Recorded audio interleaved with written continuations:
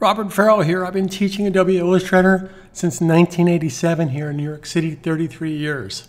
If there's a better way to do things, you need to watch my videos, subscribe to my channels. I'm going to share with you how to create the heart in less than 10 seconds, working smart the right way.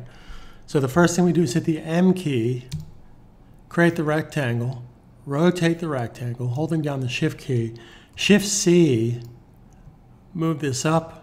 I have smart guides on, move this into place, hit the red, and there you go. I want you to think Illustrator.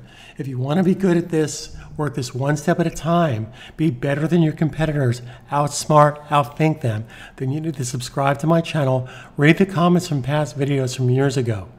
Okay, I know what I'm doing. I'm here to help you every step of the way. I kind of fell off the grid because I got more into web design and everything else, but I'm seeing too many mistakes made by sort of quote-unquote instructors and gurus and masterminds and know-it-alls who know diddling nothing about Illustrator working smart online the right way. So if you want to save time and money, watch my videos, subscribe to my channel. If you want to spend hours and hours and hours and not learn the program the right way, well then you know what to do with that. So I'm here to help you think the way Illustrator thinks.